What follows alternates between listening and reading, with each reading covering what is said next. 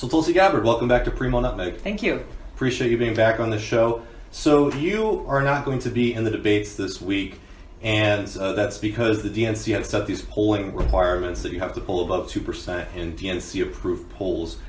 And I just kind of want to get your thoughts on that system overall, on the polling, on the ones that are considered DNC qualified polls and not qualified polls.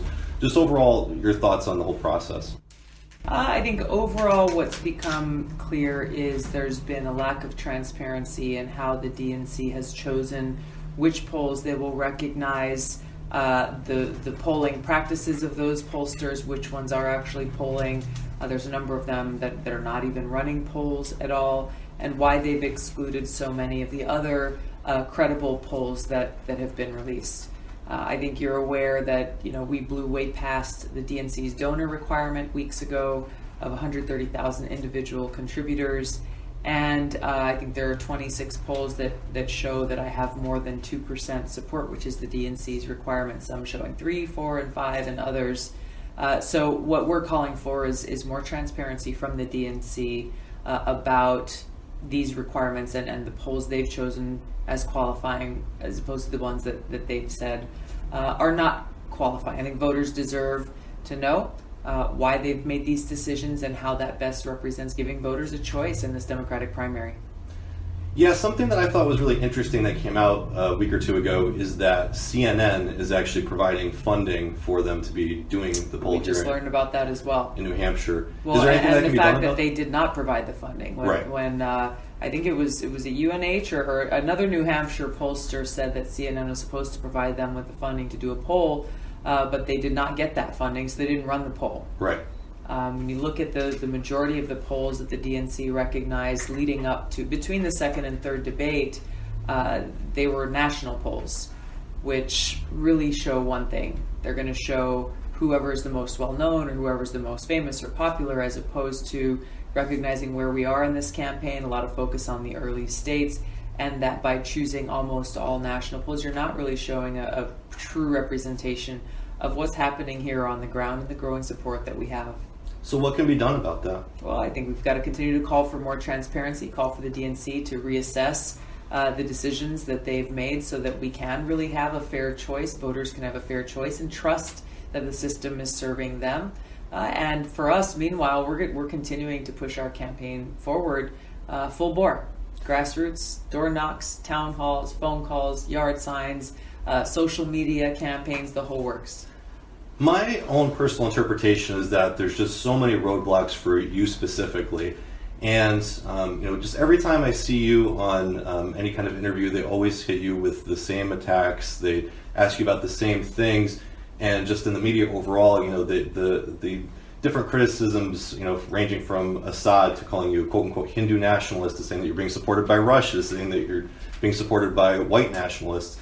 It's just absurd, and they're building this caricature about you that is supposed to embody all of these bad things and just have a visceral bad reaction. So I just want to ask you personally, how does that make you feel? I mean, does that hurt when you hear those things? I don't pay much attention, to be honest, other than to recognize it for what it is, that they're trying to smear my character to undermine my campaign because I'm speaking the truth. Right. I'm speaking truth to power, bringing voice to the people.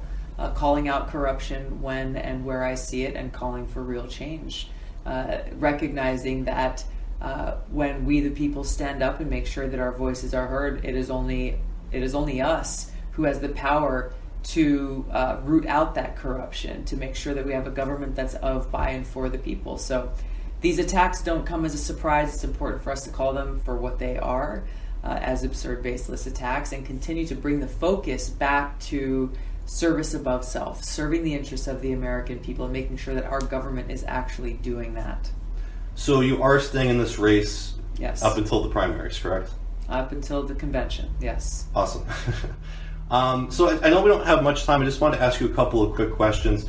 One thing that Bernie Sanders has been talking about that's been getting a lot of popularity is debt forgiveness, specifically student loan forgiveness and medical debt forgiveness. Are these things that you might be considering, or are these issues that you think require a more nuanced approach? I can't speak to the details of Bernie's plan, so I'm not going to comment on that.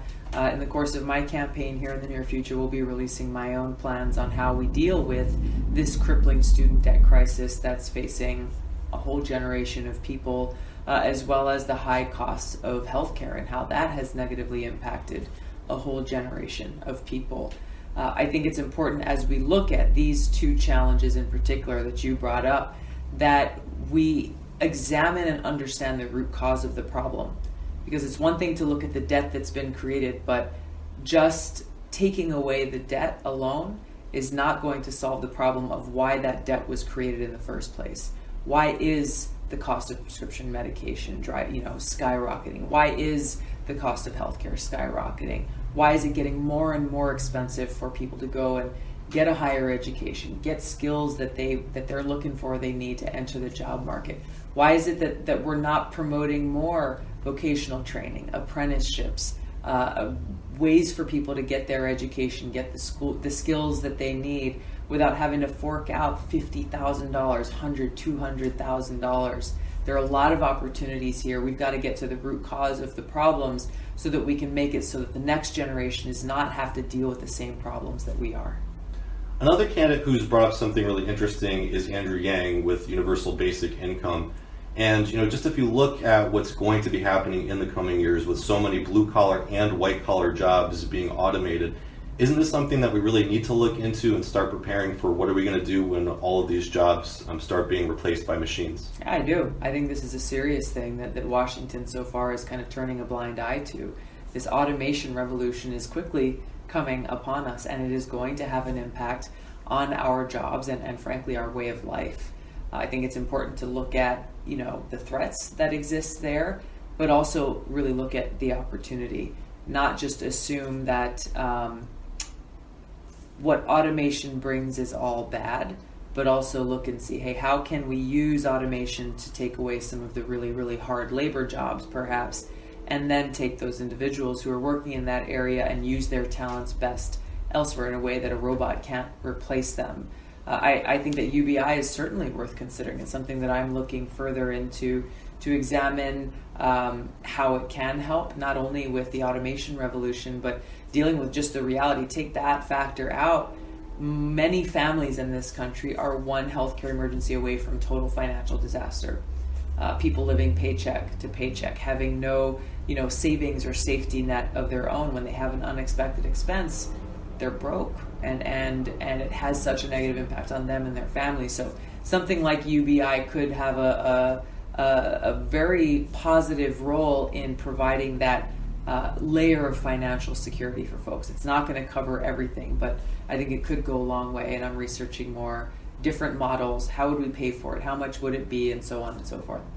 I just recently interviewed economist Richard Wolff, and something that he brought to my attention was that Kristen Gillibrand was supporting a bill to invest in worker co-ops, and he's a real proponent of workplace democracy. I'm just wondering if that's something that you think is important as well. I don't know much about it, to be honest. That's something I'd have to look into before forming my own opinion. So one last question. I kind of broke some news on this show a few weeks ago when I had Mike Gravel on, and he was saying that he was endorsing both you and Bernie Sanders. I still want to maintain my presence in the race by endorsing Bernie Sanders and Tulsi Gabbard. So I'll continue in that capacity. I believe that both campaigns will use me as a surrogate as time goes on here. The media kind of got this wrong, and actually still today, if you go to many websites, they just say the Bernie Sanders half, and not that he was endorsing you. One thing I thought maybe might happen when you were in Indonesia is that he might be a surrogate for you and appearing at different events. I don't believe that that's happened yet. Will Mike Gravel be doing any kind of campaigning or surrogate events for you? Well, I appreciate very much his support, and I've seen and heard of him speaking out for me and for my campaign on different platforms, and I look forward to him to being able, his voice continuing to be heard in this, because it's an important voice, and again, I'm honored to have earned his support. Actually, just one last question. I also had Jill Stein on the show, and some Green Party candidates are running in the 2020 election, and she and someone else had mentioned that they might like you to run with the Green Party Is that something that you would ever consider, or are you dead set on supporting the Democratic nominee, whoever that might be? Yeah, I'm not going to run as a third-party candidate or as an independent. The reality is that our country has a two-party system right now, and frankly, it's not viable to think that a third-party candidate in this day and age will be able to be successful in that election. My energy is I've always been a Democrat, and my energy is focused on being the Democratic nominee, being in that position where I can be the president and leading our party towards bringing about the kinds of reforms that it needs, rooting out the corruption within our own party, and making it so that the Democratic Party truly represents the interests of the people and our planet. Well, Tulsi Gabbard, thank you very much for being on PRIMO NUTMEG again. I really do appreciate it. For folks out there who would like to get involved with your campaign and support you and make sure that they have a chance to cast a vote for you in their primary, how can they do that? Go to tulsi2020.com to get more information about me, my campaign, my positions on issues, and follow me on social media. We're doing a lot on the road and posting a lot on social. You can engage with me directly there. Awesome. Thank you again. Cool. Thanks.